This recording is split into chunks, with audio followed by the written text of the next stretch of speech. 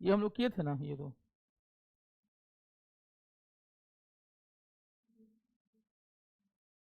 ये भी हो गया था। हैं? क्या? सब यही सब आता है बीपीएससी टीचर में भी।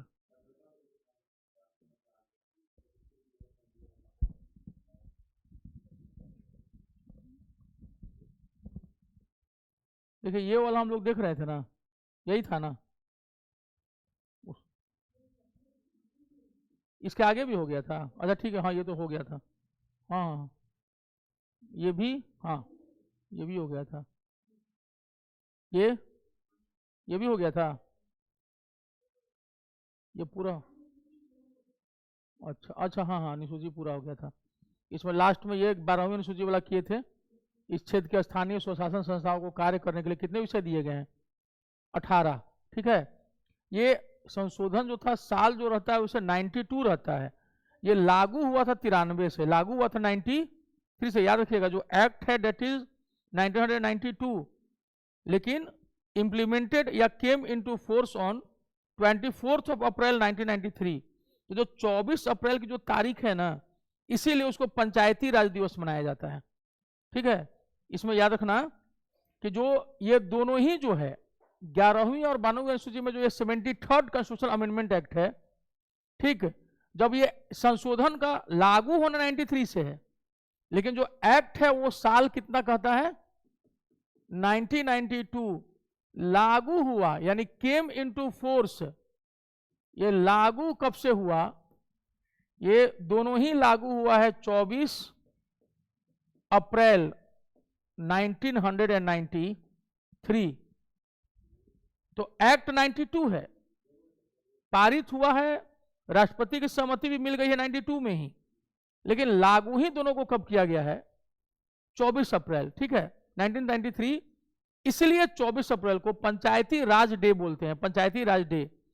और ये वही डे था जैसे ठीक 20 साल पहले केशवानंद भारती का मामला आया था, 24 अप्रैल 1973 को, ठीक इसी दिन। और उस दिन को, मतलब जो इससे ठीक 20 साल पहले केशवानंद भारती केस में 13 जजेस ने फैसला दिया था। 7 जजेस ने जो है जिधर फैसला दिया वही माना गया। 7-6 से फैसला हुआ कि 9वीं अनुसूची में शामिल विषयों को चैलेंज नहीं किया जाएगा 24 अप्रैल 1973 के पहले वाला, लेकिन कुछ भी नया जोड़ोगे उसमें और कुछ भी बाद में जोड़ोगे 24 अप्रैल 1973 के बाद, तो वो उसको सुप्रीम कोर्ट एग्जामिन कर सकती है और उसको लेकर के केस भी किया जा सकता है। तो जो 9वीं अनुसूची में जो ये लोग बना दिए थे कि इसमें अगर आप केस करेंगे तो वो केस खारिज हो जाएगा, कोर्ट में नहीं चलेगा, सुप्रीम कोर्ट ने उसको ध्वस्त कर दिया कि आप कुछ भी डाल देंगे 9वीं अनुसूची में तो इससे तो फिर आप कल को कहिएगा कि पूरा संविधान हम डालिए 9वीं अनुसूची में, फिर तो सुप्रीम कोर्ट पंगु हो जाएगा ना। इसलिए सुप्रीम कोर्ट आगे आप इस तरह का कोई कानून भी बना नहीं सकते, क्योंकि बेसिकली उसको लाया गया था भूमि सुधार के कारण, लैंड रिफॉर्म से कारण था कि जमींदार हम लोग के यहां जमीन छोड़ने को तैयार नहीं हो रहे थे। क्यों? राइट टू प्रॉपर्टी जो था वो फंडामेंटल राइट था। आर्टिकल 19 और आर्टिकल 31 फंडामेंटल राइट था। एक में खुद की कमाई हुई प्रॉपर्टी और एक में पैटर्नल प्रॉपर्टी, जो पैतृक संपत्ति जो मिली हुई थी, दोनों को ही खारिज किया गया। और पैटर्नल जो राइट टू प्रॉपर्टी था उसको लीगल प्रॉपर्टी बना करके 300 के ए में डाल दिया गया, 300 का कम है वहां पर। अब क्या हो गया कि सरकार आपके घर को, खेत को छीन सकती है, बदले में आपको कंपनसेशन मुआवजा दे देगी। जब तक आपका राइट टू प्रॉपर्टी था वो छीन ही नहीं सकती थी, लेकिन अब सरकार को यह अधिकार प्राप्त हो गया। तो सुप्रीम कोर्ट उसको चलने दी 9वीं अनुसूची को 24 अप्रैल 1973 तक। लेकिन जब लैंड रिफॉर्म का काम पूरा हो गया ना, जब जमींदारों से जमीनें छीन ली गई, लैंडलॉर्ड से सारा प्रॉपर्टी जो है वो सीज कर लिया गया, उनका एक्स्ट्रा एडिशनल जो था, उसके बाद इन नेताओं ने क्या किया कि अपने मतलब की चीजों को उसमें डालना, तब जाके सुप्रीम कोर्ट का कान खड़ा हुआ कि ना अब नहीं। भूमि सुधार तक सब कुछ अच्छा था, लेकिन now we will not allow you to take due advantage of this provision of schedule 9।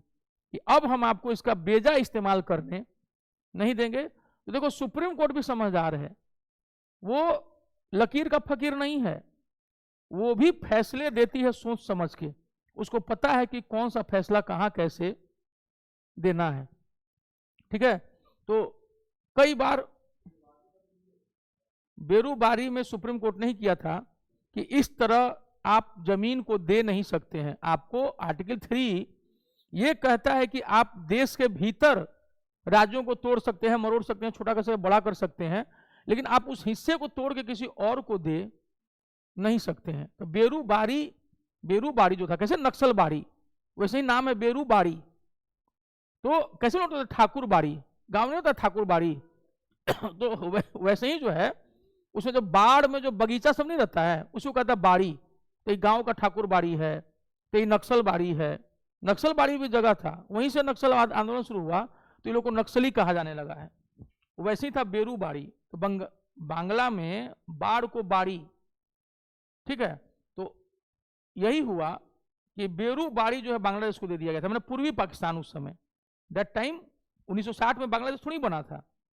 अब सोचो कि एक इस्लामिक देश बना, लेकिन फिर आखिर वेस्ट पाकिस्तान और ईस्ट पाकिस्तान अलग क्यों हो गए? तो ना मजहब या धर्म कोई फैक्टर नहीं हुआ, वहां पे लैंग्वेज जो है वो भारी पड़ गया धर्म पर।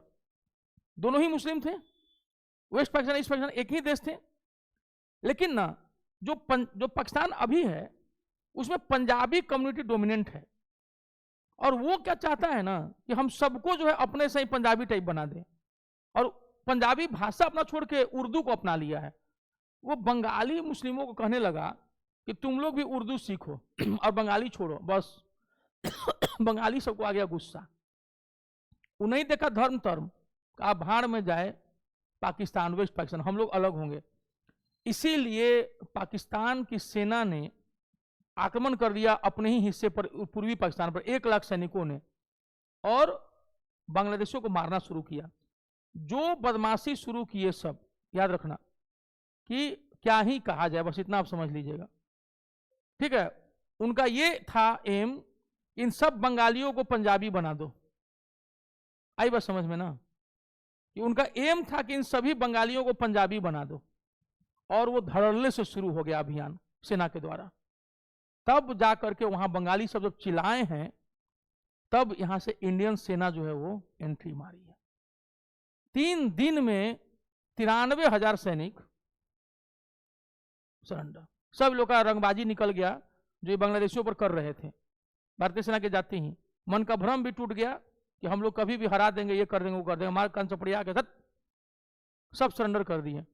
जनरल नियाजी, इमरान खान जो प्रधानमंत्री थे, क्रिकेटर इमरान खान, इनके चाचा थे general Niazi, lieutenant general Niazi, और हम लोग की तरफ से लेफ्टिनेंट जनरल बराड़ सरदार जी। कहे कि तब नियाजी आइए साइन कीजिए। तो जब वो आत्मसमर्पण का साइन कर रहा था तो उसके आंख से आंसू आने लगा, नियाजी के रोने लगा। कैसा सेना है, सैनिक है, रो रहा है, तक साइन कर। तो कहा कि सुनो सुनो, खाली साइन करके थोड़ी होगा, अपना ये बेल्ट खोलो और जो होल्स्टर में जो पिस्टलवा लटका है वो दो हमको, हार के ये में दे रहे हैं। और तब वो रोने लगा पूरा, कैसा तो पूरी बेइज्जती हो गई, क्योंकि बेल्ट खोलना, रखना, होल्स्टर उसमें लटका हुआ वो सौंपना ऐसे करके, इससे भारी बेइज्जती एक सैनिक की क्या होगी। तो जब तुमको इतना ही रोना आ रहा था तो तुम मरना कबूल करता, नहीं देता, निकाल के गोली मारना शुरू करता, 2-4 गोली तुमको लग जाती, हो गए शहीद। तब ना समझ में आता, तो तुम तो डरपोक निकला। उसी समय हम लोग को फिर से पाक ऑक्युपाइड कश्मीर के लिए बात करना चाहिए था कि हम तुम्हारे 93,000 सैनिक तभी तुमको देंगे जब तुम हमको मेरा पाक ऑक्युपाइड कश्मीर। इंदिरा जी से यही गलती हो गई, वो आ गई दबाव में सोवियत संघ के, और उन्होंने 93,000 सैनिकों को यूं ही छोड़ दिया जाने। उन सबको जो है पूर्वी पाकिस्तान से पश्चिमी पाकिस्तान पहुंचा दिया गया। जबकि अगर हम प्रधानमंत्री होते तो हम कहते कि बिना पाक ऑक्युपाइड कश्मीर लिए हम 93 को सैनिक नहीं छोड़ेंगे। तुम 93,000 की बात कर रहे हो, हर दिन 93 को कम होता जाएगा, जल्दी मानो, ठीक है। हमको उस समय, हम एकदम इस समय ऑथेंटिक आदमी है, देश जहां आएगा वहां हम कुछ नहीं देखेंगे। अपने पाक ऑक्युपाइड कश्मीर हमको तुरंत दे दिए होते, क्योंकि कश्मीर भारत के साथ ही सुरक्षित है, जो खुद खाने की दिक्कत हो क्या पालेगा? हैं? तो उसका बस चलेगा तो सब नहीं देगा। ठीक है, भारतीय संविधान के भाग देखिएगा 22 भाग हैं टोटल। मौलिक भाग कितने हैं? 22 हैं। अब इसमें आइए, संघ और उसका राज्य क्षेत्र, union of India and it's territory. यहां पे जो संघ है, this is union, this is not federation, union and it's territory, and it's territories, उसका राज्य क्षेत्र। ठीक है, इसमें आपका पहला जो भाग है, जो पहला आर्टिकल है, उसमें दिया हुआ है 28 राज्य हैं और 8 यूनियन टेरिटरी। दूसरा है, बाहर से कोई राज्य आएगा भारत में से, सिक्किम जैसे गोवा, पुडुचेरी, ये सब बाहर से आए, ये सब किस में जाएंगे? आर्टिकल 2। सिक्किम के लिए लाया गया था अलग से आर्टिकल 2A। ठीक है, और 10वीं अनुसूची को लाया गया था सिक्किम के लिए उस समय 1975 में। जब सिक्किम आ गया तो 10वीं अनुसूची को निरस्त कर दिया गया। वही आगे चल के 10 साल के बाद दल बदल कानून आया, एंटी डिफेक्शन लॉ। ठीक है, तो फिर से यानी 10वीं अनुसूची एक ऐसी अनुसूची है जो दो बार लागू हुई है। एक बार 1975 में सिक्किम को लाने के लिए, जब सिक्किम पूरी तरह राज्य बन गया तो 10वीं अनुसूची 10th शेड्यूल को क्या किया गया? निरस्त कर दिया गया। 10 साल के बाद फिर 10वीं अनुसूची 10th शेड्यूल दोबारा आया है, this time for anti defection law, दल बदल कानून विरोध में। ठीक है, याद रखना 10वीं अनुसूची 10th schedule is the only schedule that has been incorporated into the Indian constitution for 2 times. एक बार 1975 में टू इनकॉर्पोरेट सिक्किम, और जब Sikkim became full fledge state, then the 10th schedule was abrogated.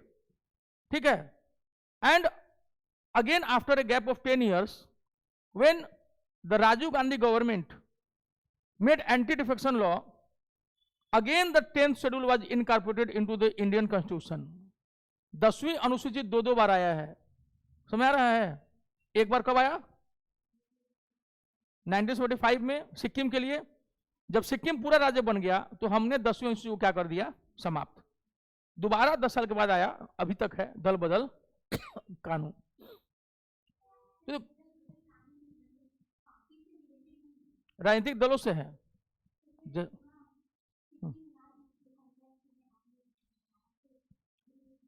बता रहे हैं। जैसे देखिए, अनुसूची अपना अलग अलग टर्म, अलग अलग टाइम पे है, उसको बाद में उस अनुसूची में क्या लाया जाएगा उसको सिक्किम से मतलब नहीं था। जैसे देखो 8 तक शेड्यूल था ना पहले, ये तो ऑलरेडी है, इसमें कोई दिक्कत नहीं है। 8 शेड्यूल्स, जो 9th शेड्यूल आया, ये आया लैंड रिफॉर्म्स के लिए। शुरू में तो लैंड रिफॉर्म्स के नाम पे आया था। इसमें कहा गया कि जो भी डाल दिया जाएगा इसके लिस्ट में, that can't be challenge in any court of India, उसको किसी कोर्ट में चैलेंज नहीं किया जाएगा। लेकिन इसमें आ गया केशव भारती केस कि 24 अप्रैल 1973 के बाद हम चैलेंज कर सकते हैं, और अगर उसके पहले भी अगर आप कुछ अमेंडमेंट कीजिएगा तो चैलेंज किया जा सकता है। 10वां आया था 10th, ये एक बार आया 1975 में पहले, फॉर द फर्स्ट टाइम। इसमें हुआ था सिक्किम को लेके, सिक्किम को लेके प्रोविजन था। कब? 1975 में। बाद में जब सिक्किम पूरी तरह राज्य बन गया, जब वो हम लोग के यहां अर्ध राज्य था, आधा मतलब कि एसोसिएट स्टेट था, तब तक जब वो फुल फ्लेज स्टेट बन गया भारत का, तो इसको क्या किया गया? खत्म हो गया। अब खत्म हो गया ना वो, अब तो हम कुछ भी डालें बाद में। आगे समझ में बात? बाद में फिर 10वां आया अगेन, और ये मुश्किल से साल भर भी नहीं रहा था उस समय, ये प्रोविजन, ये साल भर भी अनुसूची उस समय। तो फिर हमने खत्म कर दिया ना, एबोलिश कर दिया, तो कितना रह गया? फिर 9 शेड्यूल। 10 साल के बाद फिर आया, this time anti defection, defection का मतलब दल बदल, तो दल बदल निरोध कानून। ठीक है, यही आया दल बदल विरोध।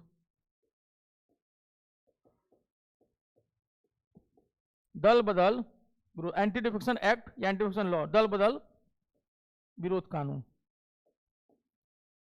तो इसे क्या समझ में आया कि 10वीं अनुसूची दो बार आई है, पहली बार सिक्किम के लिए, फिर उसको खत्म कर दिया गया। 10 साल के बाद फिर चूंकि खाली था, तो जो भी अनुसूची आएगी वो क्या कहलाएगी, 10वीं। तो ये हुआ 1985 में, क्लियर हो गया अब। और बाद में वही 11वीं और 12वीं जो कि पंचायती राज एंड म्यूनिसिपैलिटी, ठीक यही है। तो 4 ही जोड़ा गया है। एक तो लैंड रिफॉर्म्स, जो जिसमें ये लैंड रिफॉर्म जो हम बोल रहे हैं समझाने के लिए, असल में क्या है, 9वीं अनुसूची में आप कोई भी कानून डाल दीजिएगा, वो उसको कोर्ट में चैलेंज नहीं कर सकता, यही प्रोविजन था। सुप्रीम कोर्ट ने नियम बदल दिया है, खेल के नियम बदल दिए हैं कि नहीं, कि ऐसे तो आप एक दिन क्या कीजिएगा कि कहिएगा कि हमने पूरे संविधान को ही 9वीं अनुसूची में डाल दिया तो फिर तो तानाशाही को मौका मिल जाएगा ना। तो इस मामले में सुप्रीम कोर्ट हम लोग के साथ है, याद रखना, ठीक है। और किसी से डरना तो छोड़ ही दो, अधिकतम क्या करेगा, जान ही लेगा ना। आप बच गए तब, उसके बाद फिर उसको कौन बचाएगा, दुनिया कोई ताकत नहीं बचा पाएगी फिर किसी को, जब आदमी मारने पड़ा जाएगा तो, है ना। हाँ, तो इसलिए उसी को ध्यान रखना है। हम तो एकदम, हमको ये सब ज्यादा है ही है, वो है लंत पन रही है अपना, वो सब के लिए है जो डरता उड़ता है।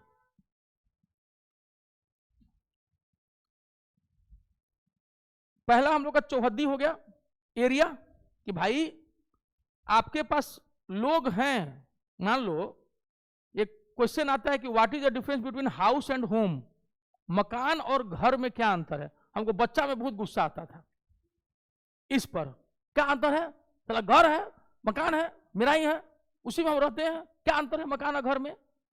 तो पापा हमको चुपचाप देखते थे, इधर आओ, मातारी को भी बाहर निकलो सब, हमको देखो अब वो मकान है, हमको मकान है तो वो तो है ही, उसमें क्या है हम नहीं समझ में आ रहा है।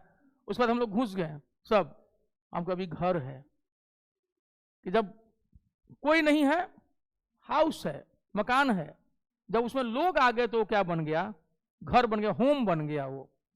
This is the basic difference between home and house. क्या बोल तो रहे हैं, पूछेगा ना कि मकान और घर में क्या अंतर है, मकान पागल उगल है कारे, का है तो घर है हमार, और मकान तो कहाँ हो, तो होने है थोड़ा तो अब समझ में आया कि मकान और घर में क्या अंतर है। तो मकान खलिहर भी हो सकता है, घर कभी खाली, उसमें कुछ लोग होते हैं। ये हुआ जमीन हम लोग का पहला। जब उसमें कुछ लोग रहने लगे तब जाकर के वो क्या बना, हमारा देश। आए बस समझ में। तो एक देश को बनाने के लिए जमीन और उसमें रहने वाले लोग भी चाहिए, ये दोनों के मिलने से ये घर बनता है देश, ठीक है। नहीं तो एक क्यों बोले अटल बिहारी वाजपेयी कि भारत केवल एक जमीन का टुकड़ा महज भर नहीं है, कि वो राष्ट्रीय चेतना है। मतलब अटल बिहारी वाजपेयी जैसा व्यक्तित्व, देखिए सबसे बड़ी बात क्या है ना, कि जो जितना बोलतू होगा ना वो लाइफ में उतना ही जो है प्रगति करेगा, जिसको बोलने आएगा। और जब बोतू टाइप करेगा, बोलने ही नहीं आएगा, तो फिर आपकी पर्सनालिटी ऐसे ही खत्म है मामला। तो आपको बोलना तो पड़ेगा।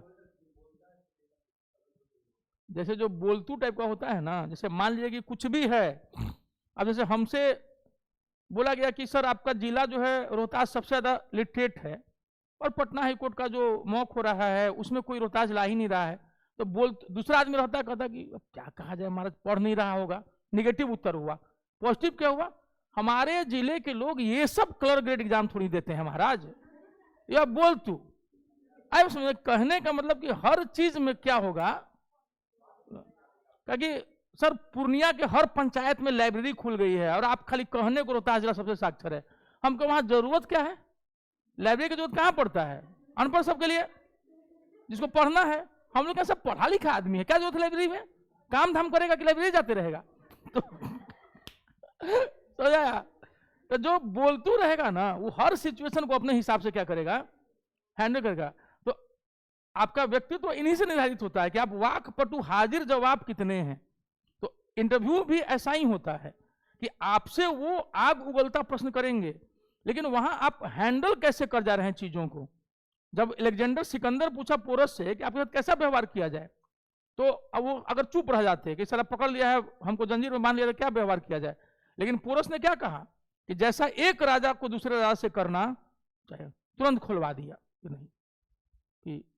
तो ये हुआ कि व्यक्तित्व कि जैसे एक राजा को दूसरे राजा से करना चाहिए। अब आप गिड़गिड़ाने लगते, ये करने लगते, तो फिर तो बात ही खत्म हो जाती।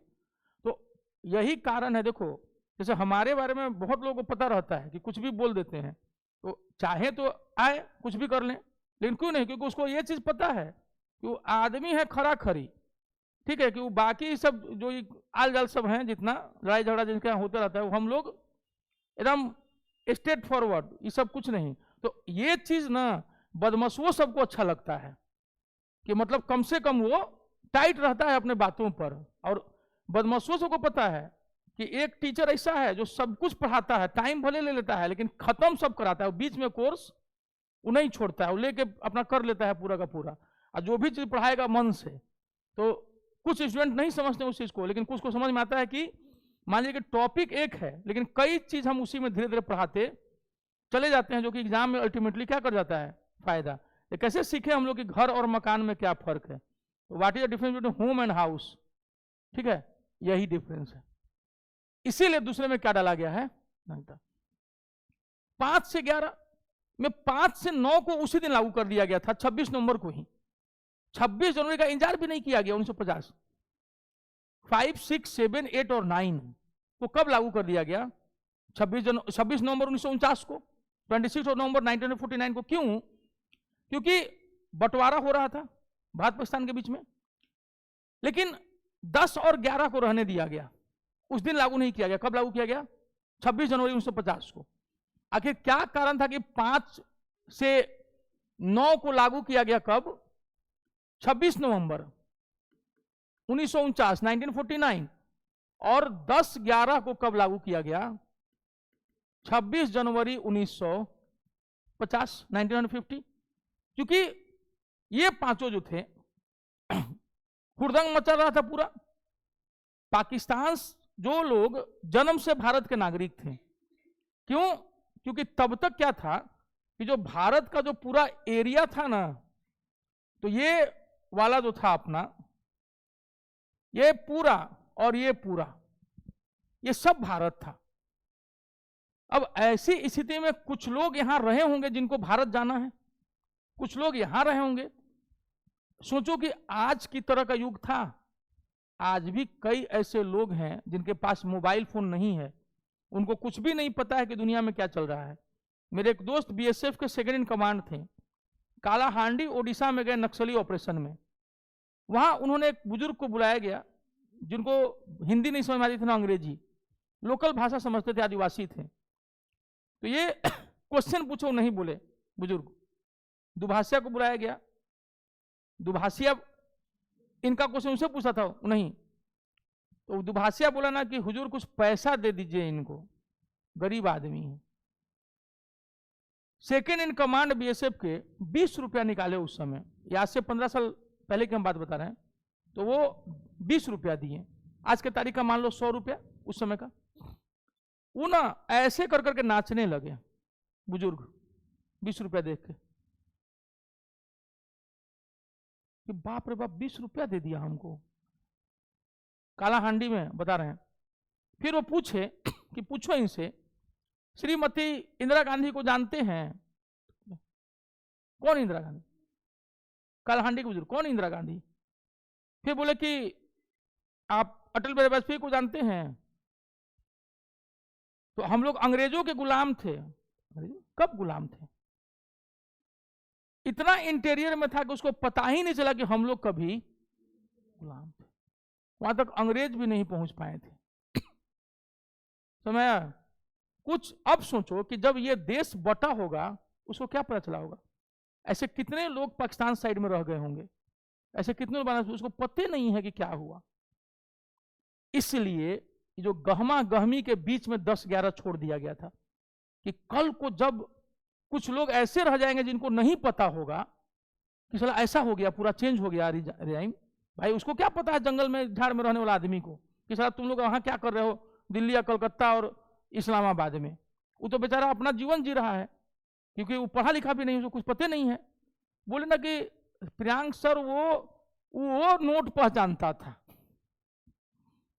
कुछ नहीं जानता था, लेकिन वो नोटवा को पहचानता था कि उसको मिलते ही वो नाचने लगा। कहे कि मेरे जीवन का एक मैंने अजीब घटना जिसको शेयर किया हमसे, हम फेसबुक पे शेयर कर दिए थे, तो फिर हमको डिलीट करा कि नहीं सर मत डालिए, हम पे इंक्वायरी हो जाएगी, मतलब कुछ, तो फिर हम छोड़ दिए थे। तो इस तरह की चीजें जो हैं हुई। अब सोचो, इसीलिए 10/11 को छोड़ा गया कि 11वां में कहा गया कि भारत की संसद नागरिकता के संबंध में अंतिम कानून बनाएगी, कि जब इस तरह के लोगों को जब पता चलेगा ना कि क्या हुआ तो क्या किया जाएगा। आज जो आप देखते हैं ना सिटीजनशिप अमेंडमेंट जो बिल CAA, ये इसी तरह के लोगों के लिए है जो यहां आना चाहते हैं। अब सोचो, अब कहोगे कि भारत तो सेकुलर देश है, ये भारत के संदर्भ में नहीं है। कारण क्या है कि जो बांग्लादेश, पाकिस्तान है और अफगानिस्तान है, ये इस्लामिक देश हैं तीनों। इन तीनों ही देशों में नॉन मुस्लिम्स को सेकेंड क्लास सिटीजन समझा जाता है। ठीक है, एमनेस्टी इंटरनेशनल की रिपोर्ट है कि अकेले सिंध में हर साल 1000 हिंदू लड़कियों का जबरन निकाह जो है मुस्लिम लड़कों से करवा दिया जाता है, घर से उठा लेते हैं सब, ताकि वो डेमोग्राफी चेंज हो जाए। दिस इज द रीजन कि एक समय 17% हिंदू थे पाकिस्तान में, अब वो 1.5% हो गए हैं, क्योंकि पकड़ पकड़ के कन्वर्ट करा रहे हैं, जबरदस्ती से शादी करा रहे हैं। बच्चा करेगा क्या वहां? ठीक है, ऐसी स्थिति में जो बचे खुचे रह गए, उन्होंने रिक्वेस्ट किया, तालिबान आया तो शरीयत कानून के अनुसार वो लगा दिया, क्या बोलते हैं, जजिया 5% वाला। तो सिखों का जो 1800 फैमिली था वो भाग के आ गए सब। 1800 सिख फैमिली क्यों भाग के आया अफगानिस्तान से? क्योंकि क्या लग गया था उन पर? जजिया लग गया था, 5% देना है जजिया। उसे बचने के लिए वो भागे चले आए। बांग्लादेश में 1971 में 33% हिंदू थे, वो घट के 6% हो गए हैं। आखिर हिंदू गया कहां? तो आप कहिए वो कन्वर्ट हो गया इस्लाम में, लगता है इतना भी प्यारा है कि आप आराम से ये कर लिया, ऐसा नहीं होता है।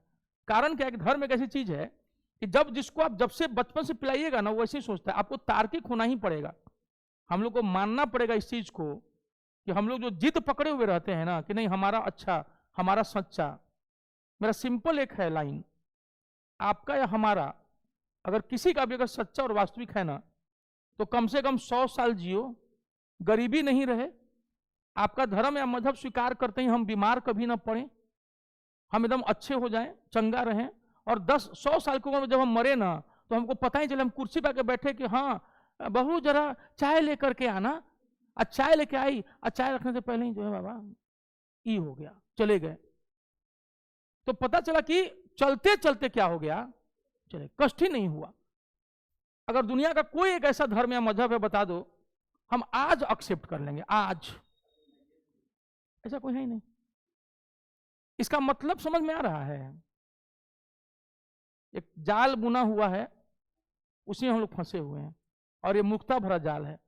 आप दुनिया के जितने भी आविष्कार हुए हैं तार्किक देशों ने किए हैं, तार्किक देशों ने फायदा सब उठा रहे हैं। मार्क जुकरबर्ग यहूदी है, तो फेसबुक यूज करना छोड़ दो, है ना? क्यों यूज कर रहे हो? क्योंकि उसको देख यहूदी ने बनाया है, मत यूज करो। यहूदियों से तो राजदार बनाना नहीं है उनको, तो क्या राजदार बना रहे हो? मत करो ना। सारा जो शेयर कर रहे हो उससे, फोटोवा जो भेजते हो इनबॉक्सवा में, टन टून, हाई चैट, हाउ चैट, सब देख रहा होता है वो। तो आप तो बात ही नहीं मान रहे हैं। तो यही चीज है, ठीक है। इसीलिए आर्टिकल 10 और 11 को कब लागू किया गया? और इसमें कहा गया कि हमारी संसद अंतिम अथॉरिटी होगी, और यही कारण है कि संसद इसमें अमेंडमेंट करते आ रही है।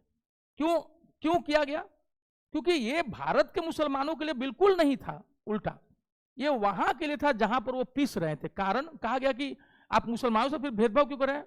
हम भारत के मुसलमानों से भेदभाव नहीं कर रहे हैं, बगल के पड़ोसी देशों में नॉन मुस्लिम्स का डिस्क्रिमिनेशन हो रहा है, उसके लिए हम उनको आने दे रहे हैं, क्योंकि उनको मार रहे हैं। एमनेस्टी इंटरनेशनल भारत की संस्था नहीं है, एमनेस्टी इंटरनेशनल एक इंटरनेशनल एनजीओ है, और मानवाधिकार का जो है हनन होने पर वो आती है एमनेस्टी इंटरनेशनल आगे।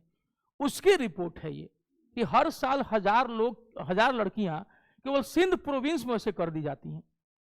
तो देखो, कोई का धर्म मजहब क्या है, जबरदस्ती क्यों करना किसी के साथ? उसको मन है आएगा तुम्हारे फोल्ड में। और जब सबसे बड़ा था कि उतनी ही शक्ति और हिम्मत है तो करने दो ना ऊपर वाले को, तुम काहे मर रहे हो। ईसाइयों के लिए भी कैसे वो करते हैं कि नहीं कन्वर्ट हो जाओ कन्वर्ट हो जाओ, भैया तुम काहे मर रहे हो, हमको जो करना है हम करेंगे। तो इनके पीछे देखो वो क्यों अंग्रेज चाहते थे कि हम लोग सारे लोग क्रिश्चियंस बन जाएं, क्योंकि जब आप माइंड से क्रिश्चियन हो जाएंगे ना तो आधा अंग्रेज तो आप वैसे ही हो गए, क्योंकि माइंड गेम हो गया ना कि अगर आप मेरा रिलीजन में आ जाते हैं तो आपके अंदर जो आग है मेरे खिलाफ वो आधी तो ऐसी कम हो जाएगी, क्योंकि हम दोनों क्या हो गए, आज भारतीय मुसलमान 96% कन्वर्टेड है जो कि हिंदू थे पहले। अब देखो कि वो रमजान को रमजान बोलने लगे हैं, अरबी संस्कृति को ज्यादा अडॉप्ट कर रहे हैं। जब भारतीय थे तो रमजान बोलते थे और अब वो रमजान बोलने लगे हैं। क्यों भाई, हमने पता किया कि जब हम छोटे थे तो रमजान मुबारक होता था, आजकल रमजान मुबारक क्यों होता है, तो पता चला कि now they are slowly and study becoming अरबी, अरबियन कल्चर में क्या है ये। गरुड़ एयरलाइंस किसका है, इंडोनेशिया का। इंडोनेशिया से भारत से ज्यादा मुसलमान कहां हैं, दुनिया में सबसे ज्यादा मुसलमान इंडोनेशिया में है, और आज भी वो अपने एयरलाइंस का नाम क्या रखा है, गरुड़ एयरलाइंस, विष्णु भगवान, लॉर्ड विष्णु इंडोनेशिया। आज भी आप जाइए इंडोनेशिया, ठीक है, तो वहां पर आपको जो है सरस्वती मां मतलब विद्या की देवी इन सब का जो है आपको वहां पर स्टैचू मिल जाएगा, स्टैचू, ठीक है। गणेश जी उनके सारे नोटों पर नहीं, एक नोट है कोई स्पेसिफिक जिस पर गणेश जी का जो है वो तस्वीर बनी हुई है। तो हाउ, तो दे सेड कि we have change our religion not our culture. आप कोई भी रिलीजन अडॉप्ट कीजिए, the culture should be Indian and this will make you more Indian, ठीक है। तो ये बहुत जरूरी चीज थी, लेकिन वो हम लोग यहां नहीं समझ पाए चीजों को, और उसके लिए बहुत सारे स्टेट्स पर्सन जो पढ़े लिखे लोग होने चाहिए थे हर धर्म के, उनको आगे आना चाहिए था कि कोई आप फोर्स नहीं कर सकते हैं किसी को। मौलिक अधिकार, देखो यही बात कि हमारे पास एक, हमने एक मकान ले लिया, मकान का मतलब क्या हो गया कि हमारे 28 राज्य और 8 यूनियन टेरिटरी। अब मकान तो ले लिया, उसमें रहने के लिए लोग रख लिए, मम्मी पापा बाल बच्चा दादा दादी। अब इस घर में आप लोग आगे रहने के लिए, अब पापा जो हैं घर में वो दादा दादी को भी 2 थप्पड़ मार दे रहे हैं, बच्चों को भी, बीवी को भी मार दे रहे हैं। वो घर कैसा घर होगा, अच्छा घर होगा नहीं, क्योंकि वहां मौलिक अधिकारों का हनन हो रहा है। अब समझो, माता पिता दोनों दादा दादी को, अरे नहीं नहीं कुछ नहीं, ऐ ख्याल रखो उनका, बूढ़े हैं ठीक से करो। तब बच्चा दोनों छोटा देख रहा है अपने मम्मी पापा को दादा दादी की सेवा करते हुए, उसको कुछ सिखाने की जरूरत, वो अपने आप सीख जाएगा कि जब मेरे मम्मी पापा बूढ़े होंगे तो हमको भी ऐसे ही करना है जैसे पापा मम्मी आज कर रहे हैं। नहीं तो सोच लीजिएगा जो ऐसा उल्टा सीखेगा ना फिर उल्टे बांस बरेली को पहुंच जाएगा। इस बात को समझने की जरूरत है। तो मौलिक अधिकारों की रक्षा आपके घर में, बच्चा बड़ा हुआ, हाँ जी पढ़ना लिखना क्या बताओ, इतना कर दिया, शादी ब्याह किया जाए, पापा हमको रुक जाइए, मौलिक अधिकार। अभी हमको जॉब की तैयारी करनी है, हमको अभी शादी करना है, शादी नहीं करोगी तो भी नहीं करोगी, तुम डिसाइड करोगी क्या करना है क्या नहीं। 10 साल 15 साल बाद ये लोग निपट जाएंगे, आप जिंदगी भर के लिए फंस जाएंगे। वो तो गए अपना काम पूरा करके, क्योंकि जिम्मेवारी नहीं बोझ। अब उनके तरफ से सोचा जाए तो कई बार होता क्या है कि कम उम्र में बच्चे सही गलत नहीं दिख पाते हैं, तो माता पिता को लगता है कि हम लोग अनुभवी हैं तो हम लोग कहीं ना कहीं सही फैसला लेंगे। लेकिन जनरेशन गैप इतना तेजी से हो रहा है कि कई बार वो उस पीढ़ी के होते हैं जहां परंपरा हावी होती है, कंजर्वेटिव सोच, और आप उस पीढ़ी से होते हैं जहां चेंज हो गया होता है। अब इसके बीच में बैलेंस बनाना चलता है कि अगर कोई है तो बताओ, लेकिन हम देखेंगे कि वो कितने मापदंड पर खरा उतरता है। इतने के लिए माँ बाप तैयार नहीं होंगे। भाई रहेगा वो खुद किसी लड़की से करेगा प्यार, लेकिन उसकी बहन अगर किसी कर रही है प्यार तो चाकू लेके आ जाएगा, तुमको हिम्मत कैसे हुई।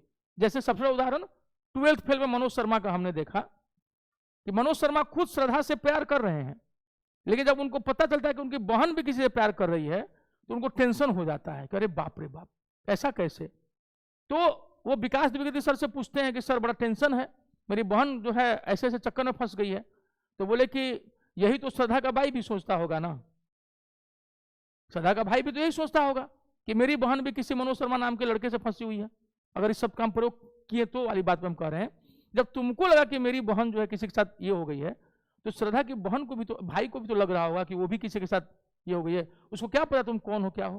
तो जब तुम खुद को सही मान रहे हो तो अगर पता कर लो कहीं जो लड़की तुम्हारी बहन जिसके साथ मतलब शादी को सोच रही है, एक बार पता कर लो। फिर 1 महीने के बाद मनोज शर्मा का फोन आया विकास द्विवेदी सर के पास कि सर शादी तय हो गई है उसकी, उसी लड़के से जिससे वो बोली। तो इसका मतलब क्या हुआ कि वो सही गया कि हाँ ठीक है भैया चलो, कौन है। तो आज कितने भाई हैं जो अपनी बहनों से बोलेंगे हाँ बताओ कौन है। हमारे एक परिचित थे मध्य प्रदेश में, तो धर्म अलग अलग था, लड़का हिंदू ब्राह्मण था, लड़की जो थी दूसरे धर्म की थी।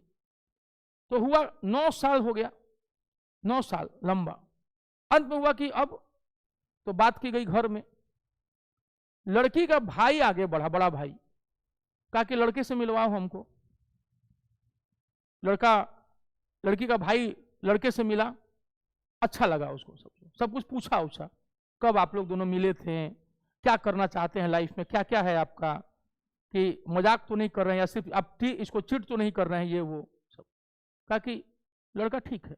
घर आया, मम्मी पापा को बोला कि हम गए थे मिले और लड़का हमको तो अच्छा लगा। लड़की का भाई, दूसरा भाई होता तो क्या लेके जाता, लठ, और धूमधाम से शादी हुई।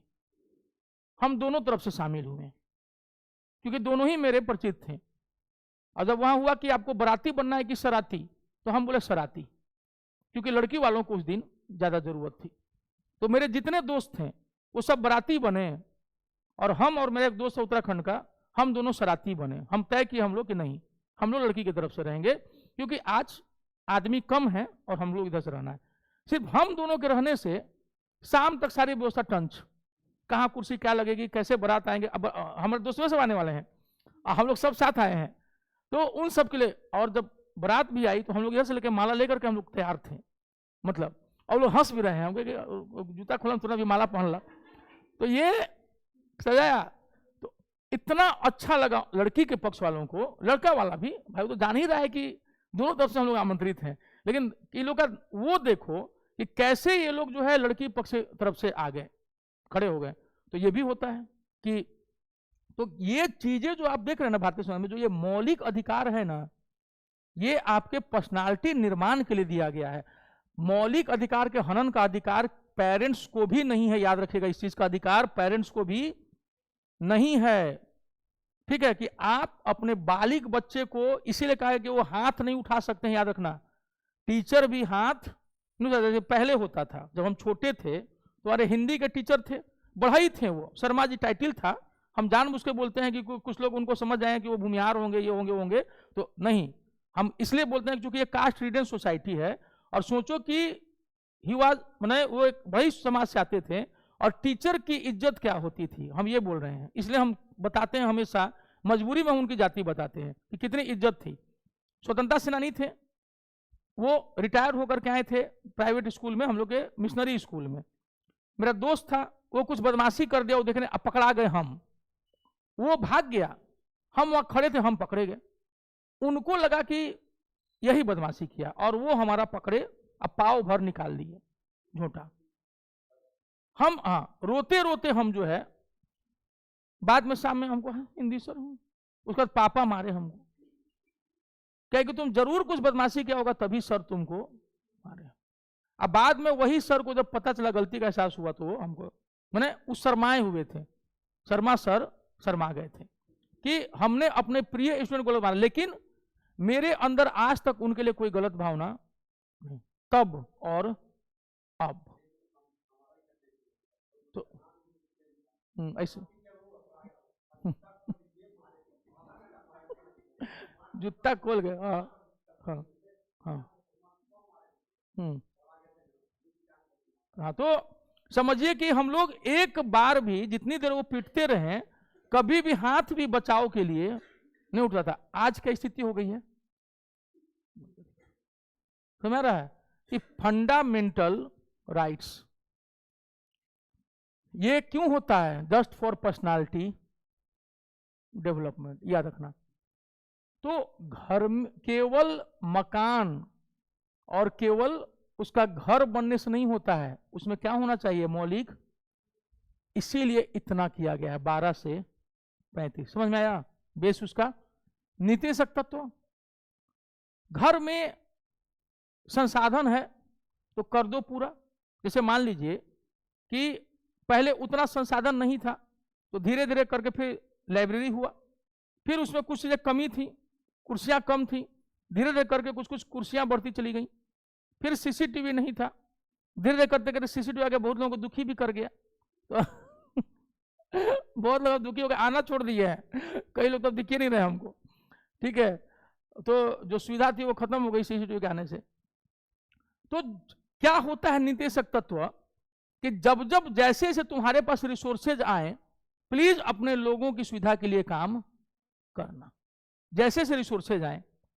ये ना कॉन्स्टिट्यूशन मेकर्स ने, संविधान निर्माताओं ने ये दिया आने वाली सरकारों के लिए निर्देशक तत्व था, निर्देशक डायरेक्शन, नीतियां, कि तुमको हम निर्देश दे रहे हैं, तुम अपनी नीतियां ऐसे ही बनाना। इसीलिए कहा गया नीतिशक तत्व यानी DPSP, directive principles of state policy. ये स्टेट क्या हुआ? सरकार। सरकार क्या है? केंद्र सरकार, राज्य सरकार और तीसरे स्तर की सरकार, नगर पालिका और पंचायती राज, सब ये सब सरकार है। एक डाकिया, एक पुलिस कांस्टेबल, एक सफाई कर्मचारी जब अपना ड्यूटी निभा रहे होते हैं तो वो सरकार होते हैं। राष्ट्रपति से लेके एक प्यून तक सरकारी दफ्तर का क्या है? सरकार है। लेकिन जब वो अपने ड्यूटी परफॉर्म कर रहा हो तब, ठीक है, वही राज्य है। और उसको सारा काम हम लोग के अपलिफ्टमेंट के लिए करना है, आम लोगों के। वो सरकार का पार्ट जरूर है, लेकिन उसको काम किसके अपलिफ्टमेंट के लिए करना है? हम लोगों के। तो कहा गया कि मौलिक अधिकार में जो पर्सनालिटी डेवलपमेंट हो रहा है, वो कहा भैया ये दोनों ही आप ही के लिए हो रहा है। मौलिक अधिकार इंडिविजुअल, सबका सबका राइट, किसी को भी इन्फ्रिंज नहीं किया जाएगा। और समाज में अगर सबका, देखो मान लो कि जैसे 10 लोग हैं, हम सबके हाथ में ब्रेड दे दिए, लो खाओ, मौलिक अधिकार। स्विमिंग पूल बनाए, एक स्विमिंग पूल बनाए, कहा कि 10 लोग अब उसमें नहा सकते हैं। तो जब स्विमिंग पूल बना डीपीएसपी के अंतर्गत, तो सबके लिए फायदा हुआ कि केवल एक के लिए? तो क्या फंडामेंटल राइट और डीपीएसपी एक दूसरे के विरोधी हुए? क्योंकि जब समाज के लिए बनेगा तो सबके लिए बनेगा ना। अगर डीपीएसपी में कोई कल को मेट्रो बन रहा है ना, पटना मेट्रो, वो हर इंडिविजुअल के लिए बन रहा है ना, तो पूरे समाज के लिए बन रहा है। आपको ट्रेन में आप जाते हैं बैठने के लिए, कोई रोकता है कि नहीं? आप भाड़ा दीजिए, आप बिना टिकट के भी आप जाके बैठ सकते हैं, ठीक है। तो वहां वो पकड़ने पर आप कह सकते हैं कि रेल हमारा है, तो कहेगा जेल भी तो हमारा है। उसके बाद है ना कहने के लिए टीटी के पास, वो कहेगा ना कि रेल हमारा है, हम बैठेंगे, हम जाएंगे। बिल्कुल आप जाएंगे, चलिए यहीं पर बेउर भी है, वो भी हमारा ही है, आइए वहां भी चलते हैं। तो तो ये नीतिशक तत्व का मतलब होता है कि जैसे जैसे रिसोर्सेज आएंगे, हम आपके डिमांड को, जेन्युइन डिमांड को पूरा करेंगे। For what? For social and economic upliftment, समाज का अपलिफ्टमेंट, सबको इज्जत दो, और धीरे धीरे सबको इतना दो कि सबको खाने की दिक्कत ना हो। तो सोशल अपलिफ्टमेंट क्या होता है कि किसी को पैसे के आधार पर मत तोलो कि कोई धनी है कोई गरीब है।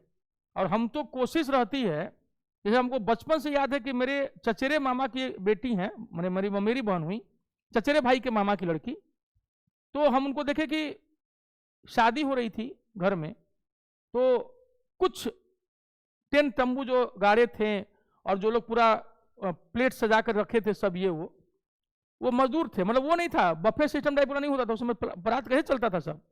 तो सारा काम करने के बाद वो 5-6 मजदूर थे और वो सारे लोग चुपचाप से खड़े थे बारात के इंतजाम में, सब ये वो हूँ आइए खाइए लीजिए खाइए। उन 6 लोगों को 5 लोगों को कोई पूछ, जबकि सुबह से लेकर रात तक सारा काम करके सजाने का काम, पूरा टेंट तंबू गाड़ने का काम कौन किया था? वही। हम देखें कि जो मेरी वो दीदी थी, वो हमको धीरे से बुलाई, इधर आना, हम कहे हाँ। तो वो लोग खाए हैं कि नहीं? हम कहे कि पता, हम तो छोटे थे, हमें पता नहीं। तो पूछो तो हम पूछे तो पता चला कि सुबह से लोग कुछ काम तो कर रहे हो लोग, अगर वो लोग काम में कमी किया होता तो गाली सुनता, लेकिन कोई नहीं पूछा था कि तुम लोग खाए हो कि। फिर हम गए पूछे कि आप लोग खाए हैं, तुरंत जो है नाश्ता का जो था पहले दो, तो अरे कहाँ लेके जा रहा है ये, लाओ लाओ, जो बीच में नहीं उठाना एकदम, लीजिए। सब आंख डबडबा गया सबका कि पूछा, तो अब इज्जत मिली। तो सब कहने का मतलब है कि सोशल अपलिफ्टमेंट क्या होता है कि जितने लोग आए हैं उसमें सबको इज्जत दीजिए, किसी को ऐसा नहीं लगे कि वो छोटा है इसलिए उसकी इज्जत नहीं हो। दिस इज सोशल अपलिफ्टमेंट, ठीक है। इकोनॉमिक अपलिफ्टमेंट, जब तुम्हारे पास संसाधन हो जाए तो उन लोगों की स्थिति भी सुधारने की कोशिश करो। अब कहते हैं सामाजिक समानता, आर्थिक समानता आ सकती है, कभी नहीं। कारण क्या है, हम सुबह 7 बजे दानापुर से निकलते हैं, रात के 11 बजे भी पहुंचते हैं पिछले 2 महीने से, और एक आदमी कभी मन करेगा निकलेगा ही नहीं, कभी आएगा कभी नहीं आएगा। उन्नति कौन करेगा, जो मेहनत कर रहा है कंटिन्यूस। तो जब वो कोई मेहनत कर रहा है तो, और उतनी मेहनत तुम कर ही नहीं रहे हो, अब फिर तुम कहोगे कि समाज में असमानता है। अब मान लो कि मेहनत करके कल जमीन खरीदना शुरू कर दे, एक बात कह रहे हैं, धीरे धीरे बढ़ चले, गाड़ी घोड़ा हो जाए, ये हो जाए, तो अरे बाप रे लूटिए का ना कमाया होगा जी, लेकिन कोई मेरे मेहनत को देखा नहीं, लेकिन लांछन लगा देगा, ठीक है। तो वो चीज समाज में कभी भी समानता और आर्थिक जो कमी है, दिक्कत है, उसको दूर किया। जो व्यक्ति, आपके पिता इसलिए गरीब हैं क्योंकि वो आलसी रहे होंगे 90% मामलों में, आपके पिता इसलिए सक्षम हैं कि वो एक नौकरी पा गए होंगे और मेहनत कर रहे हैं उस हिसाब से, याद रखिएगा। आपके पिता तभी अक्षम हो सकते हैं जब दुर्भाग्यपूर्ण ढंग से मृत्यु हो गई हो या वो बीमार रहते हो, उनका शरीर उनको अलाउ, शारीरिक रूप से अक्षम हो नहीं हो तब। तो घर में अगर कोई काम कर रहा है, माँ आपकी काम कर रही है, जॉब में है, कुछ भी है, तो ही घर चल रहा है, याद रखना। मान लो कि वो आराम प्रस्त हो जाए, हम नहीं जाएंगे काम करने, हमको जाए तो बहुत हुआ, तो फिर कितना दिन घर चलेगा, आई बात समझ में। तो आप गरीब इसलिए हैं क्योंकि आप मन से गरीब हैं, आप आलसी हैं। तो जो हम लोग की जो सोच है ना कि सबके लिए समानता, इसीलिए कार्ल मार्क्स का मार्क्सवाद क्या हो गया, फेल हो गया। क्योंकि आप कहते हैं कि सब अपना जरूरत के हिसाब से काम करेगा और सबको मिलेगा अपने जरूरत के हिसाब से, तो कोई करेगा। आपको जरूरत है 10 लोगों का, हमको जरूरत है 2 लोगों का, तो और आप कहिए कि आपको क्षमता है 10 घंटा काम करने की, तो करिए, हम करेंगे, हम नहीं करेंगे, इसीलिए फेल कर गया। इसीलिए कैपिटलिज्म जीतता है, पूंजीवाद, कि तुम में जितनी क्षमता होगी तुम उतना करोगे। भारत में इसीलिए दोनों का मिश्रण अपनाया गया। क्यों मिश्रण अपनाया गया, कि आप जितनी मेहनत कीजिए कमाइए, आप पर छोड़ा गया। दूसरा, मान लो जो अक्षम लोग हैं, शारीरिक रूप से अक्षम हैं, बुजुर्ग हैं, अब नहीं कमा सकते हैं, तो उनके लिए सरकार प्रयास करेगी, समाज।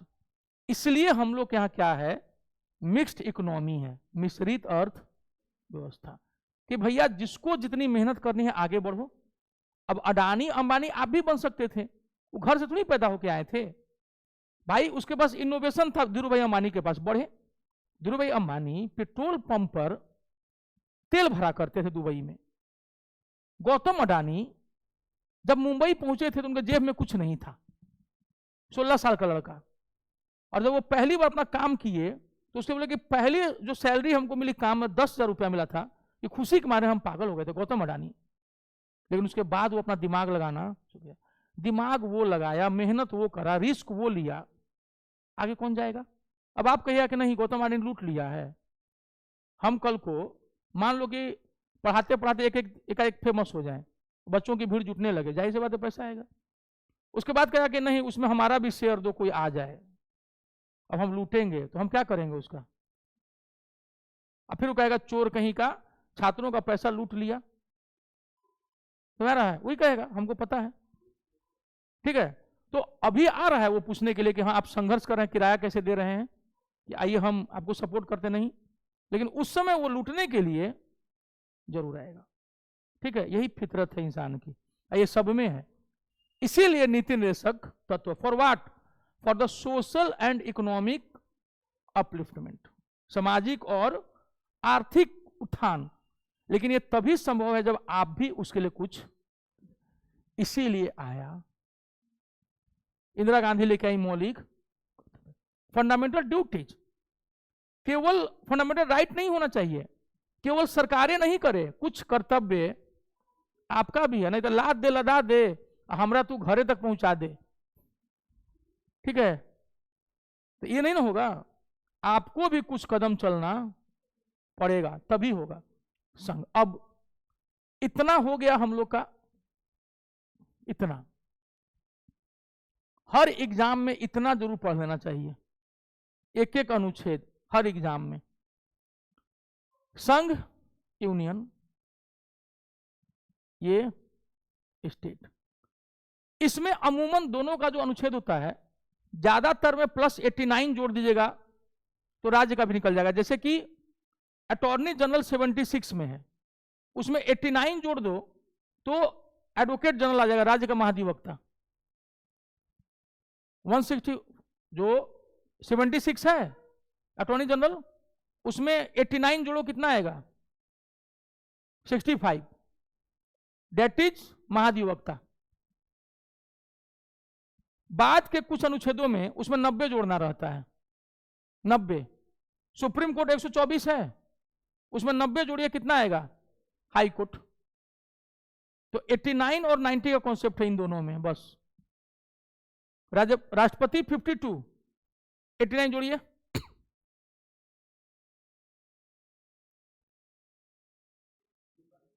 क्या 153 नहीं, 151 वो जाएगा वहां तक, कैग वाला तक।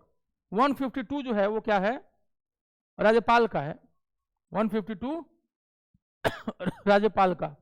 यहां पे 51 ना 52, और देखिए 152 यहां पे एग्जैक्ट 100 का है। बाद में ये अंतर चेंज होना शुरू है। यहां देखो संघ कहां से शुरू हो रहा है, राज्य कहां से शुरू हो रहा है, 152, बाद में ये चेंज हो जाएगा, ठीक है। ये 151 कैग वाला रुक रहा है, ठीक। ये संघ में क्या क्या है और स्टेट में क्या क्या है, ठीक है। संघ यानी यूनियन, और इधर स्टेट। दोनों में हमको क्या क्या पढ़ना है, इसमें पढ़ना है, इसका मतलब पता है ना सबको, राज्यपाल, अरे सॉरी प्रेसिडेंट, उधर राज्यपाल, ये वाइस उपराष्ट्रपति, राज्यपाल हम उधर के लिए बोले। 3 prime minister and his council of ministers, and his council of, उनकी मंत्रिपरिषद, ठीक है, पीएम। और हमेशा याद रखना वाइस में, यहां बहुत लोग ना खाली बीच में बस सुन्ना लगाते हैं, डॉट, दोनों तरफ डॉट लगना चाहिए। पीएम लिख के नहीं हम लोग बीच में बिंदु डाल देते हैं, लास्ट में छोड़ देते हैं। पीएम बिंदु का मतलब हुआ P for prime and M for minister, तो वहां भी आप बिंदु डालिए, पी डॉट एम डॉट, ठीक है। कई गधों को हम देखते हैं कि लास्ट डॉट में नहीं डालेंगे, हाँ तो इसलिए बोले ना। तो आप सीखी ना, तो पैसा दीजिए 10 रुपया इसको सीखने का। तो ये सब अलग से सिखाए, जैसे एक दिन कैसे फर्स्ट और सेकंड सिखाए थे, याद है ना। ये इसके साथ लिखते हैं, इसके साथ नहीं लिखा जाता है एसटी, ये ऑलरेडी फर्स्ट है। ये यहां पर हम लोग लिखेंगे सेकेंड, इसके साथ सेकेंड नहीं लिखा जाता है, गधे लिखते हैं इसके साथ एनडी। रोमन वाला जो होता है उसके साथ गधे एनडी लिखते हैं, 2 के साथ एनडी होता है, 1 के साथ एसटी होता है। ये तो पहले ही से फर्स्ट है, इसको तो फर्स्ट हो जाएगा, फिर ये इधर सेकंड हो जाएगा, फिर ये, ठीक है। तो ये चीज समझ में आ रहा है कि ऐसे तो आपका टीचर जो है यहां पर एनडी लगा दिया तो डेट मींस इज गधा। कितना लोग आते होंगे, याद है ना, अब समझ में आ रहा है ना कि कितने लोग हैं।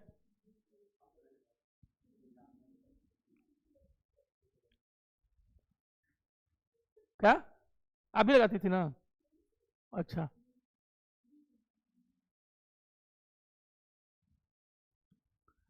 चौथा,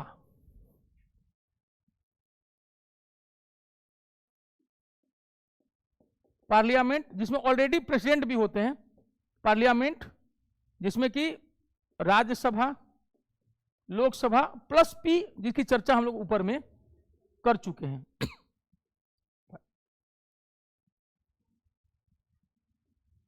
एजी कहीं, एजी कहां बानी, ठीक है। अटॉर्नी जनरल 6, इसका मतलब अटॉर्नी जनरल ऐसे लोकल में आएगा है। Attorney general 6th, supreme 7th। हम लोग को यूनियन में इतना ही चीज पढ़ना है, संघ में 5वां भाग यही है, part 5।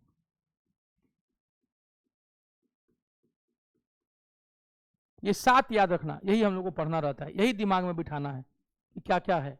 President, vice president, PM and his और हर काउंसिल ऑफ मिनिस्टर्स, मंत्रिपरिषद, parliament, Rajya Sabha, Lok Sabha and parliament, sorry president, attorney general, supreme court, और 7वां CAG, controller and auditor general.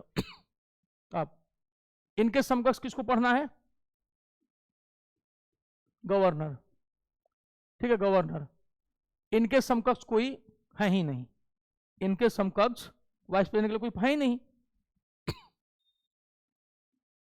CM and his council of ministers, and his council of ministers. 4th, state legislature, विधानमंडल, हिंदी में क्या कहेंगे? विधानमंडल, ठीक है, विधानमंडल। इसमें क्या क्या आ जाएगा? Legislative council plus legislative assembly plus governor, plus governor,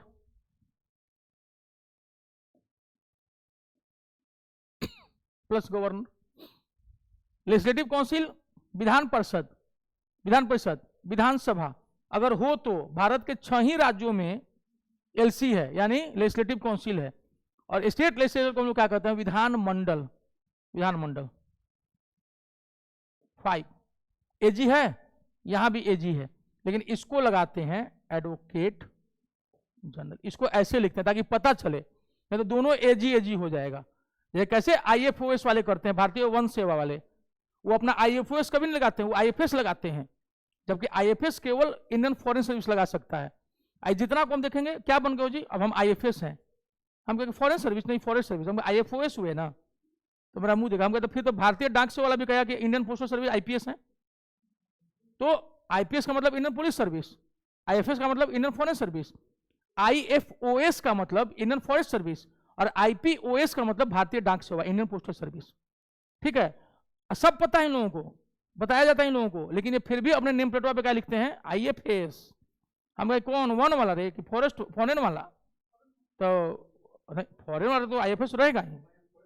हाँ, तब वो यहाँ क्या करेगा? तो जो आईएफएस होता है वो लगभग इक्विवेलेंट टू आईएएस होता है, जो आईएफओएस होता है वो इक्विवेलेंट टू लगभग आईपीएस होता है। तो आईएफएस का दर्जा ऊपर होता है, आईएफओएस का दर्जा नीचे, लेकिन जानबूझ से खुद को अपग्रेड करने के लिए आईएफएस ही लिखेंगे कि हम लोग आईएफएस हो गए। हम पते नहीं है, खुद उन्हीं लोग को नहीं पता है। कितनी बार तो सिलेक्टेड लोग हमसे पूछते हैं कि प्रियांक भाई इसमें क्या होगा, तो हम बताते हैं कि ये होगा। अब समझिए इस चीज को, बहुत ऐसे लोग हैं कि कुछ तो हम ऐसे नहीं इसलिए बता सकते हैं, कहेगा कि कुंठित हो गया है इसलिए ऐसे कर रहा है। सच्चाई ये है कि कई ऐसे लोग भी सिलेक्टेड हो गए हैं जिनको कहा सकता है कि ए जी, ठीक है, पांचवा। छठा हाईकोर्ट हुआ, ठीक है। सातवां कैग ही होता है, उसका भी कौन जांच करता है? कैग ही। इसलिए वाइस प्रेसिडेंट और कैग वाला जो पोर्शन है वो क्या है? यहां गायब है। इसमें 5 ही चीज पढ़ना है और इसमें 7। जब आप ऐसे पढ़ेगा तो आपका कॉन्सेप्ट कितना क्लियर होगा। लेकिन भूंदू टाइप में पढ़ोगे कि संघ में इतना है, ये है, पहले बांटना सीखो उसको, तब जाकर के आपका कंपैरेटिव एनालिसिस होगा कि वाइस प्रेसिडेंट की तुलना में यहां कोई नहीं है और सीएजी पूरे भारत के लिए है, तो वो राज्य का भी वही जांच करता है, इसीलिए यहां भी कैग ही हुआ। ठीक है, तो ये चीज देख लीजिए। अब क्लियर हुआ कुछ कि जब आपको पढ़ाना होगा किसी को कि यूनियन में कितना, तो यूनियन में 7 चीजों को पढ़ना है बंधु, और स्टेट में कितना, तो 5 चीजों को। यस,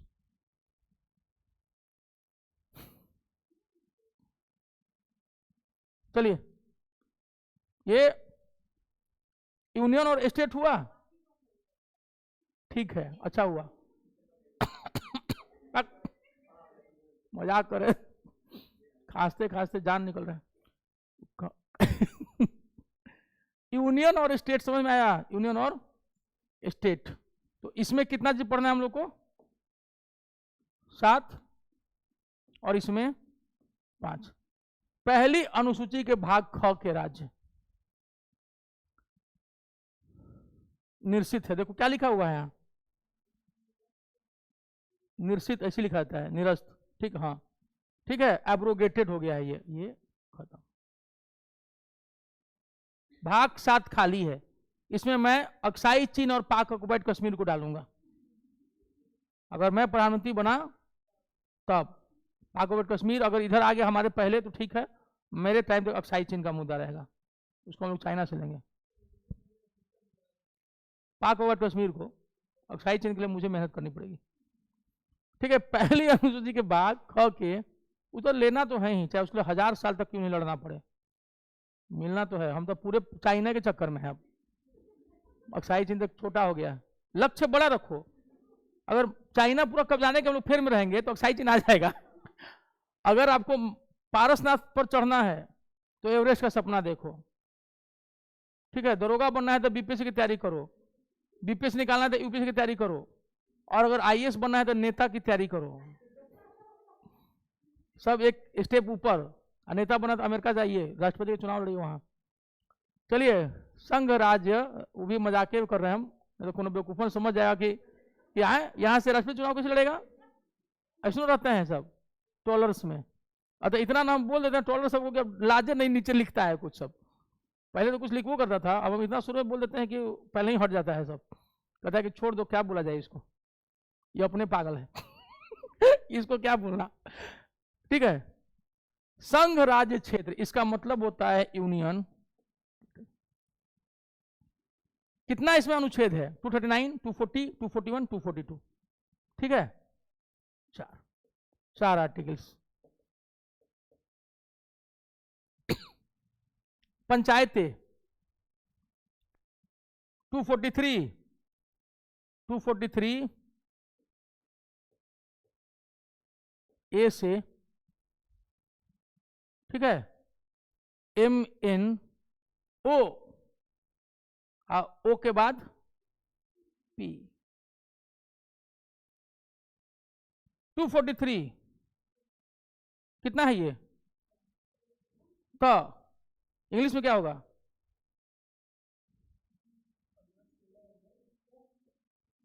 P, और ये G, J, GJ, GJ, यो P। देख लीजिएगा क्या होगा,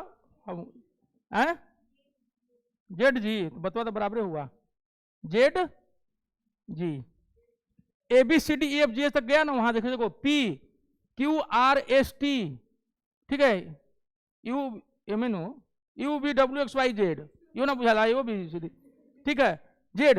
अब फिर जेड के बाद ZA, ZB, ZC, DEFG, तो JG, PJG, समझ में आ गया ना। सहकारी समितियां, इसको कहते हैं कोऑपरेटिव। ये हो गया म्यूनिसिपैलिटी, इसको अंग्रेजी में क्या कहते हैं, एक्चुअली इससे भी याद रखा जा सकता है, ठीक है ना, ये यहां से लेके यहां तक, अब वो सब समझ में आ जाएगा, याद रहेगा। ठीक है, तो AO, ठीक है, PJG, ठीक है, और ये ABCDEFGH, ZH कहां जाएगा, जेड से आगे बताइए, मैथमेटिक्स, है, क्या होगा? हाँ, जेड टी, ठीक है, जेड टी। तो ये तो बहुत लोगों को याद रहेगा,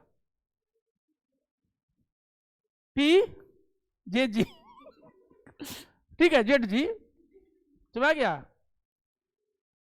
ये याद रखने के लिए है केवल, समझ आ गया था क्या है? तो नगर पालिका, ये हम ही पर याद हो जाएगा, टू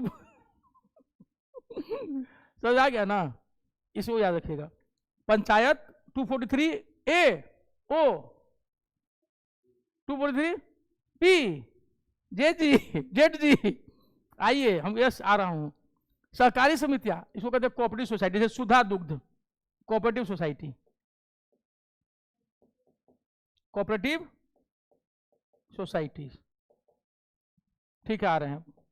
चलिए, जेड टी हो गया, ये याद रखना इसको, ठीक है। 243 जेड एच से जेड टी, सहकारी समितियां, ये जोड़ा गया है।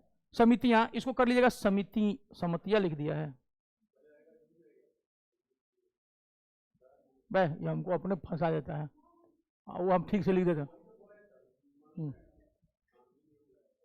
मी समितियां सहकारी, ये आया है 2011 में, ये आया है, कब जोड़ा गया है? हाँ, इसको लेकर के भी सुप्रीम कोर्ट में केस चल रहा है, ये 2011। तो जैसे ये दोनों आया है ना 1992 से और लागू है 1993 में, तो 1992 नगर पालिका 1992 और ये 2011, ठीक। 97th constitutional amendment act, Manmohan Singh was the prime minister, हाँ, एक्ट भी उसी चलाया था, अभी सुप्रीम कोर्ट में केस भी चल रहा है इस पर। तो 97th कॉन्स्टिट्यूशनल अमेंडमेंट एक्ट, सरकारी समितियां, और आया कब था? 2011 में, इतना याद रहेगा ना? अब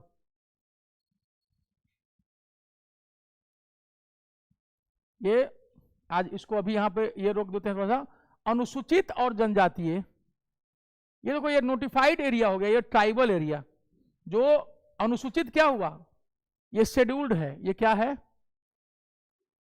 शेड्यूल्ड, और दिस वन इज ट्राइबल। 244 244 ए, बस दो ही अनुच्छेद है। 10वां जो है, 7वां तो साफ है, निश्चित है, 10वां में सबसे कम अनुच्छेद है 244, और उसके बाद एक अलग से जो जोड़ा गया बाद में, तो पहले एक ही था, 244 ही था, याद रखिएगा। इसमें 7वां के बाद सबसे कम अनुच्छेद किसमें है? 7वां तो है ही नहीं, खाली है, 10वां है, ठीक। संघ और राज्यों के बीच संबंध 245, इस बहुत इंपॉर्टेंट है, इसको याद रखना। याद रखने के लिए एक केंद्र और एक स्टेट, केंद्र राज्य संबंध 1:1 केंद्र राज्य, ठीक है। 11वां केंद्र राज्य, ये याद रखना, ये बहुत इंपॉर्टेंट है, इसका एक एक आर्टिकल पढ़ जाइएगा। 245 से 263 कहां दे देगा? पूरा कहां दे रहेगा? ज्वाइन माई फाउंडेशन क्लासेस, ठीक है। संघ संघ और राज्यों के बीच संबंध, ठीक है, इसको रखते हैं, इसको हम लोग कल आगे बढ़ाएंगे थोड़ा सा। हो सकता है कि थोड़ा सा बीच में कुछ दिक्कत आए, मतलब समझ ही रहे हैं ना।